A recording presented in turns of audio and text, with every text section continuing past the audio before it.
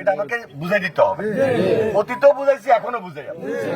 কারণ আওয়ামী লীগের মতো অপকর্ম, খুন খারাপি, অত্যাচার, নির্যাতন ইনশাল্লাহ আমি বুখান দিয়ে বলতে পারি আমাদের বিএনপি করে নাই। এমন কোন অপরাধ করি নাই আমরা উড়াল দিয়ে চলে যাই। শুধু নিজে উড়াল দিছে, কিন্তু অনেকের রাই গেছে, সব রাখি গেছে। এরা যদি ভদ্র ব্যবহার করে, সুন্দরভাবে চলে, আমাদের কোনো অসুবিধা নাই। কিন্তু মানছে আবার আমার এটাও কয়েক যে কুতালার লাশ সুঙ্গার মধ্যে রাখলে এটা সোজা হয়। এরা হাসিনা চলে যাওয়ার পর পালাইতে গেছে। দেখেন বর্ডারে যাই, পালাইতে গেছে। আর এই ইন্ডিয়ার যে বর্ডারের বাহিনী সেখানে পর্যন্ত মারা গেছে, কারণ নিজের মধ্যে ভয় ছিল যে আমি এত অপকর্ম করছি, এত অত্যাচার করছি, এত নির্যাতন করছি, এই দেশে থাকার মতো আমার আর কোনো পরিবেশ নাই।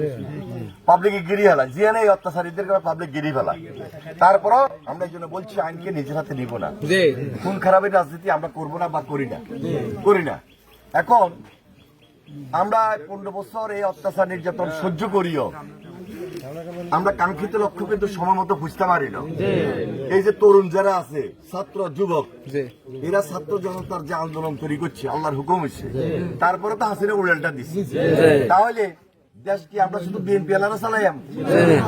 আমরা কি বিএনপি আলারা আন্দোলন করছি শুধু এককভাবে দেশ চালানোর জন্য? না, সবাই নিয়ে আমরা দেশ চালাবো। একটা নতুন বাংলাদেশ গড়তে হবে। একটা নতুন বাংলাদেশ গড়তে হলে ঐক্যবদ্ধ থাকতে হইব।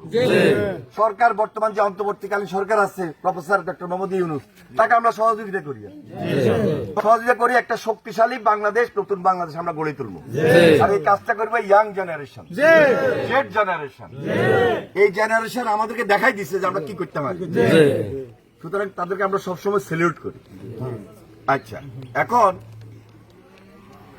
আমাদের এই যে বন্যার পানিটা আইলো, এত কি বৃষ্টি হয়েছে? এত ঝড় তুফান হয়েছে? লাগাতার মুসলধারে বৃষ্টি হয়েছে, এরকম তো হয় না। তাহলে হানিটা আইলো কত? পানিটা কত আছে?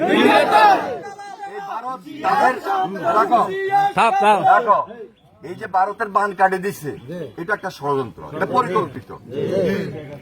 যে তাদের সঙ্গে তো হাসিনার সম্পর্ক ছিল, হাসিনাকে অত্যাচার নির্যাতন আমাদের উপর করছে হাসিনা, আর হাসিনাকে